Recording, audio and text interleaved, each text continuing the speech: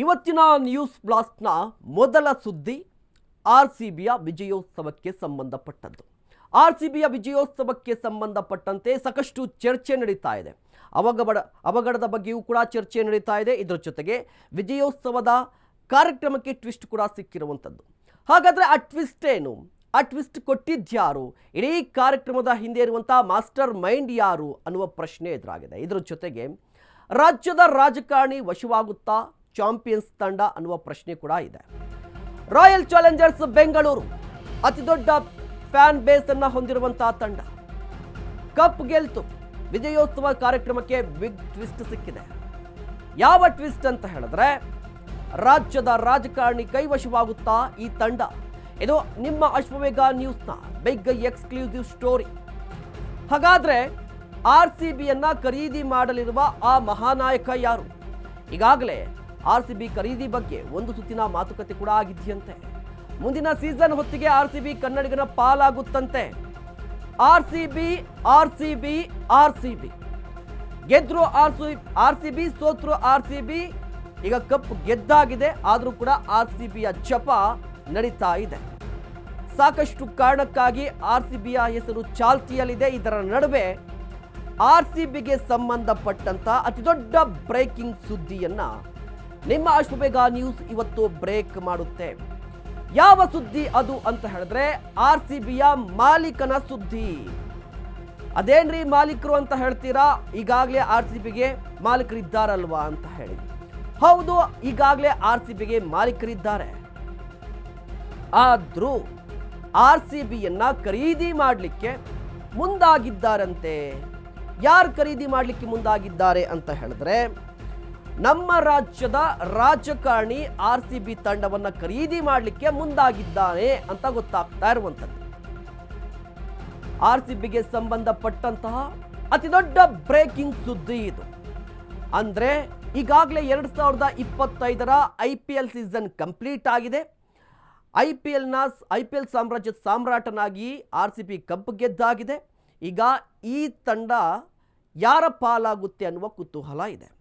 ಯಾಕೆ ಅಂತ ಹೇಳಿದ್ರೆ, ಈ ತಂಡವನ್ನು ಖರೀದಿ ಮಾಡಲೇಬೇಕು ಅಂತ ಹೇಳಿ ನಮ್ಮ ರಾಜ್ಯದ ರಾಜಕಾರಣಿ ಒಂದಿಷ್ಟು ಪ್ಲಾನ್ಗಳನ್ನು ರೂಪಿಸಿದ್ದಾರಂತೆ. ಹಾಗಾದರೆ ಈ ಚರ್ಚೆ ಯಾಕೆ ಆರಂಭವಾಗಿದೆ ಅಂತ ಹೇಳಿದ್ರೆ, ಈ ಚರ್ಚೆ ಆರಂಭವಾಗಲಿಕ್ಕೂ ಕೂಡ ಒಂದು ರೀಸನ್ ಇದೆ. ಏನು ರೀಸನ್ ಅಂತ ಹೇಳಿದ್ರೆ, ತರಾತುರಿಯಲ್ಲಿ ಆರ್ಸಿಬಿ ಆಟಗಾರರಿಗೆ ಸನ್ಮಾನ ಮಾಡಿಸಿದ್ದೇಕೆ? ನೋಡಿ, ಯಾಕೆ ಚರ್ಚೆ ಆರಂಭವಾಗಿದೆ? ಸತ್ಯನ ಸುಳ್ಳ ಅದು ಬೇರೆ ಪ್ರಶ್ನೆ, ಬಟ್ ಚರ್ಚೆ ಅಂತೂ ಆರಂಭವಾಗಿದೆ. ಏನ್ ಚರ್ಚೆ? ಈ ಚರ್ಚೆ ಆರಂಭ ಆಗ್ಲಿಕ್ಕೆ ಕಾರಣ ಏನು ಅಂತ ಹೇಳಿದ್ರೆ, ತರಾತುರಿಯಲ್ಲಿ ಆರ್ಸಿಬಿ ಆಟಗಾರರಿಗೆ ಸನ್ಮಾನ ಮಾಡಲಿಕ್ಕೆ ಮುಂದಾಗಿದ್ದು. 18 ವರ್ಷಗಳ ಬಳಿಕ ತಂಡದ ಮೇಲೆ ಅಷ್ಟೊಂದು ಪ್ರೀತಿ ಉಟ್ಕೊಂಡ್ ಬಂದಿದ್ಯಾಕೆ? ಇದು ಆರ್ಸಿಬಿ ಮೇಲಿನ ಪ್ರೀತಿನ ಅಥವಾ ತಂಡವನ್ನ ಖರೀದಿ ಮಾಡುವಂತಹ ಪ್ಲಾನ್? ಎಲ್ಲವೂ ಸರಿ. ಈಗ ಪ್ರೀತಿ ಯಾಕೆ? ಲವ್ ಯಾಕೆ? ಹಾಗಾದ್ರೆ ಆರ್ಸಿಬಿ ತಂಡವನ್ನ ಖರೀದಿಗೆ ಉತ್ಸುಕರಾಗಿರುವಂತಹ ರಾಜಕಾರಣಿ ಯಾರು? ಫುಲ್ ಟೈಮ್ ರಾಜಕಾರಣಿ, ಪಾರ್ಟ್ ಟೈಮ್ ಉದ್ಯಮಿ, ಕರ್ನಾಟಕದ ಮಹಾನಾಯಕರಿಂದ ಆರ್ಸಿಬಿ ಖರೀದಿ. ನೋಡಿ, ಈಗ ಆರ್ಸಿಬಿ ವಿಚಾರಕ್ಕೆ ಬರೋದಾದ್ರೆ, ಆರ್ಸಿಬಿಯ ಎಲ್ಲಾ ವಿಚಾರಗಳು ಕೂಡ ಚರ್ಚೆಗೆ ಬರ್ತಾ ಇದೆ. ಈ ಹಿಂದೆ ವಿಜಯ್ ಮಲ್ಯ ಅವರು ಆರ್ಸಿಬಿಯ ಮಾಲೀಕರಾಗಿದ್ರು, ಕನ್ನಡಿಗರು. ಅವರಿಗೆ ಲಾಸ್ ಆಗುತ್ತೆ, ದೇಶವನ್ನು ಬಿಟ್ಟು ಹೋಗಿದ್ದಾರೆ. ಅದಾದ ನಂತರ ಈಗ ಹೊಸ ಮಾಲೀಕರಿದ್ದಾರೆ, ಕಪ್ ಕೂಡ ಗೆದ್ದಾಗಿದೆ.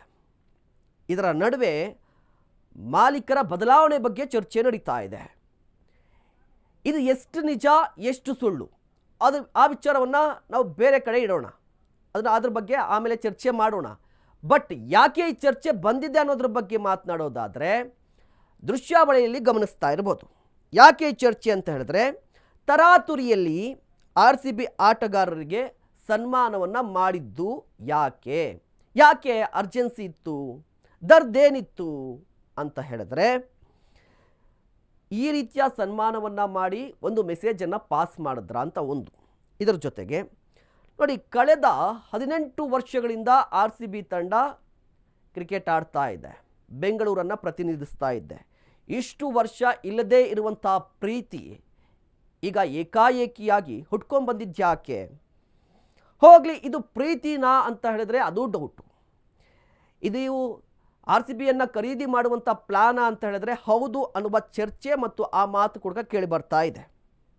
ಆಯ್ತಪ್ಪ, ಪ್ರೀತಿನೋ ಲವ್ವೋ ಮತ್ತೊಂದೋ ಯಾರು ಖರೀದಿ ಮಾಡ್ತಾರೆ RCBಯನ್ನು? ಕನ್ನಡಿಗನ ಕೈವಶವಾಗಲಿದೆ ರಾಯಲ್ ಚಾಲೆಂಜರ್ಸ್ ಬೆಂಗಳೂರು ತಂಡ. ವಿಜಯ್ ಮಲ್ಯ ಬಳಿಕ RCBಗೆ ಮಾಲೀಕತ್ವದ ಸಮಸ್ಯೆ ಎದುರಾಗಿತ್ತು. ಅದರ ಅರ್ಥ ಕರ್ನಾಟಕದವರು ಯಾರು ಇಲ್ಲ ಅನ್ನುವ ಸಮಸ್ಯೆ. ಕರ್ನಾಟಕದ ಬಲಿಷ್ಠ ರಾಜಕಾರಣಿಯಿಂದ RCB ಖರೀದಿ ಮಾತುಕತೆ ನಡೆದಿದೆಯಂತೆ. RCB ಖರೀದಿ ದೃಷ್ಟಿಯಿಂದಲೇ ತರಾತುರಿಯಲ್ಲಿ ಸಂಭ್ರಮೋತ್ಸವವನ್ನು ಕೂಡ ಆಯೋಜನೆ ಮಾಡಲಾಗಿತ್ತಂತೆ.